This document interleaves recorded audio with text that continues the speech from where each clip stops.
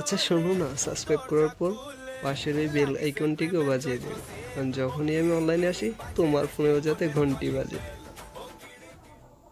So friends, আজকে আমাদের এডিটের জন্য এরকম একটা পিক তুলে নিতে হবে। তারপর আমরা এডিট করার পর পিকটা দেখতে এরকম হবে। কীভাবে আমরা এরকম এডিট করবো সেটা আমার পুরো ভিডিওটা দেখলে বুঝতে পারবেন।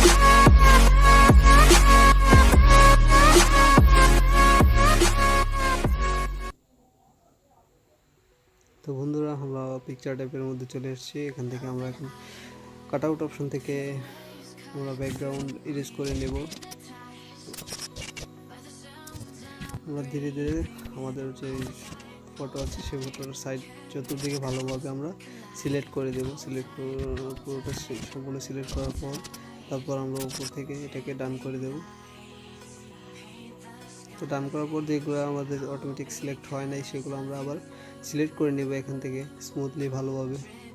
বিশেষ করে আমাদের যে ফেসের যে জায়গাটা আছে সেই জায়গাটাকে ভালো করে আমরা সিলেক্ট করব। তারপর সেভ করে দেবো আমরা পিএনজিটা। সেভ করার পর আমরা এখন ব্যাকগ্রাউন্ডের সাথে পিকচার্টের মধ্যে শেয়ার করে দেব।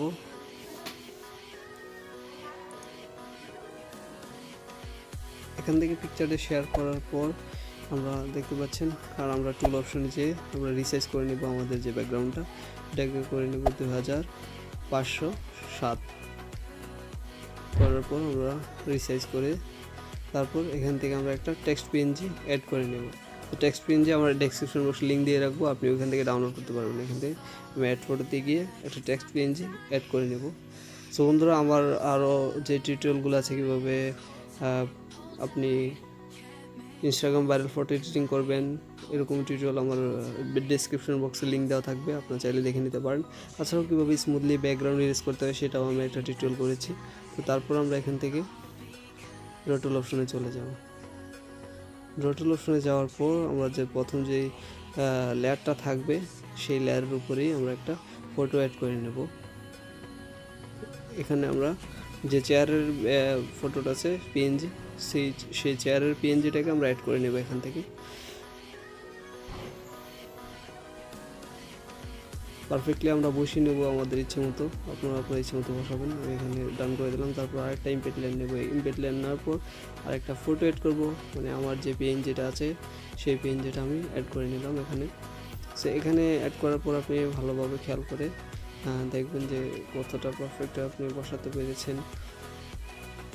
একটু খেয়াল রাখবেন যাতে আপনার চেয়ারটা যেটা আছে সেটার জন্য আপনার একটু ছোট হয়, যাতে মানে বোঝা যায় যে রিয়েল একটা চেয়ারের আপনার পিছনে আপনি চেয়ারের উপর হাতটা রেখেছেন, ঠিক এরকম একটা যাতে হয়।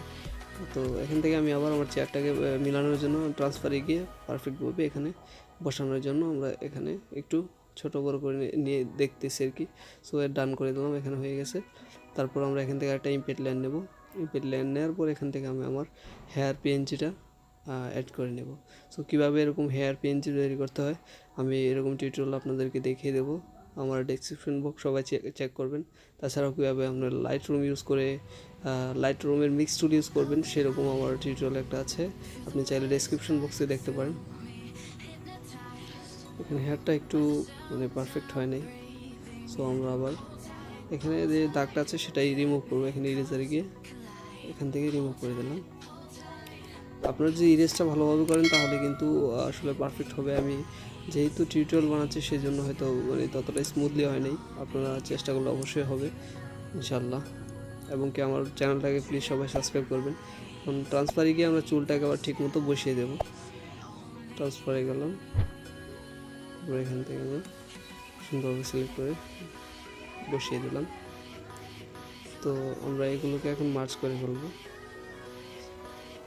কপি করলাম আমার যে মডেলের যে এটা সেটা কপি করার পর এখান থেকে একটা খালি লাইন নিয়ে নিচে টান দিয়ে আনলাম। এখান থেকে আমরা কালারটাকে কালো করে দেবো। কালো করার পর ভয় পাওয়ার কোনো কারণ নেই, এখান থেকে আমরা সিলেক্ট করে এটাকে মাল্টিপ্লাই করে দেবো যাতে একটা শ্যাডো ক্রিয়েট করতে পারি। তারপর এটাকে মার্চ করে এখান থেকে আমরা ট্রান্সফারে চলে যাবো। ট্রান্সফারে গিয়ে এখানে একটা ক্লিক করে আমরা নিচে নিয়ে আসবো, আমাদের যে শ্যাডোটা আছে সেটাকে আমরা নিচে নিয়ে আসবো।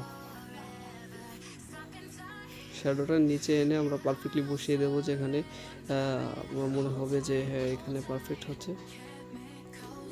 তো উপরে পড়তেছে, আপনারা ভয় পাবেন না, আমরা এটাকে নিচে নিয়ে আসবো লেয়ারটাকে।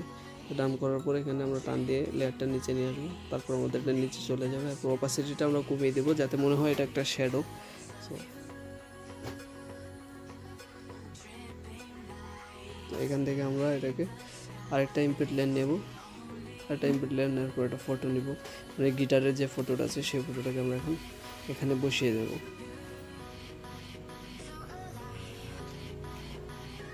পারফেক্ট বসানোর পর এখান থেকে আমরা গিটারের যে যাতে মনে হয় যে আমরা এটা হাত দিয়ে ধরে রেখেছি, সেজন্য আমরা আমাদের গিটারের যে হাতলটা আছে সেটাকে আমরা ইরেজ করে দেবো। হাতের বরাবর সুন্দরভাবে স্মুথলি করবেন আপনারা সময় নিয়ে, আশা করি ভালো হবে। কীভাবে আপনারা মিক্স টুল ইউজ করে আপনার ফটোকে মানে খুব সুন্দরভাবে এডিটিং করতে পারেন সেই জন্য আমার একটা টিউটোরিয়াল আছে, সেটা ডেসক্রিপশন বক্সে চেক করলে পাবেন। ডান করে দিলাম এখান থেকে ডান করার পর আমরা আরেকটা পিএনজি এখান থেকে অ্যাড করে নেব। তো এখানে আমরা আবার একটি হোয়াইট যেই সান ইফেক্ট পিএনজি আছে সেটা আমরা আবার অ্যাড করে নেব। সিলেক্ট করার পর এখান থেকে আমরা এটাকে মাল্টিপ্লাই স্ক্রিন করে দিলাম। স্ক্রিন করার পর এখান থেকে আমরা চাইলে আপনি অপাসিটিটা কমাতে পারেন, আমার মনে হয় অপাসিটি ঠিকই আছে। সো আমি ডান করে দিলাম। তো এখান থেকে আমরা সেভ করে দিলাম ফটোটাকে। সেভ করার পর আমরা এখন চলে আসছি স্ন্যাপসিড অ্যাপের ভিতর। এখান থেকে আমাদের ছবিটাকে আমরা একটু রিটাচিং করে নেব। এখানে প্রথম সিলেক্টিভ অপশনে গিয়ে আমার ফেসের উপরে রেখে এটাকে আমরা ড্রাগ করে মানে কমিয়ে দেবো। আমরা কমানোর পর এখানে আমরা ব্রাইটনেস এবং স্যাচুরেশন এগুলো বাড়িয়ে কমিয়ে দেখে নেবো কতটা পারফেক্ট হয়।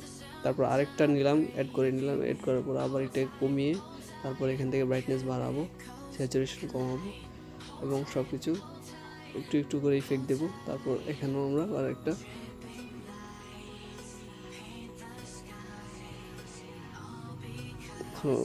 বন্ধুরা আমাদের এডিট প্রায় শেষ হয়ে যাচ্ছে। আপনারা আমার শুধু ইনস্ট্রাকশনটা ফলো করেন তাহলে অবশ্যই আপনারা আপনাদের এডিটটা করে নিতে পারবেন। টেম্পারেচার চাইলে কমাতে পারতে পারেন, আমার মনে হয় না, এখান থেকে এটাই ভালো। সো এখন আমি চলে যাব ব্রাশের যে আইকনটা আছে এখান থেকে আমি স্যাচুরেশনটা একটু বাড়াবো, মানে আমার লিপসটাতে কালার করবো। সো এখানে গিয়ে 5-এর উপর রাখবেন আপনারা, দেখতে পাচ্ছেন খুব সুন্দর একটা কালার করলাম। করার পর এখান থেকে ডান করে দিলাম।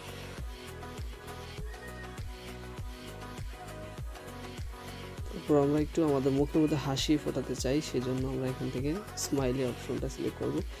এখান থেকে দেখতে পাচ্ছেন খুব সুন্দর একটা হাসি চলে আসছে ছবির উপর। সো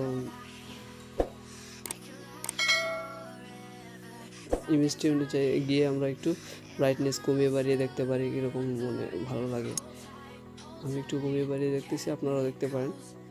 সো বন্ধুরা নতুন নতুন আপডেট সবার আগে আপনার মোবাইলে পেতে প্লিজ আমার চ্যানেলটি সাবস্ক্রাইব করুন এবং কি বন্ধুদের সাথে শেয়ার করে তাদের দেখার সুযোগ করে দিন, এবং আশা করি আপনাদের ভালো লাগছে। সো প্লিজ একটা লাইক তো করে যান এবং ভালো ভালো এই ভিডিও পেতে আমার চ্যানেলটি সাবস্ক্রাইব করুন। Thank for watching.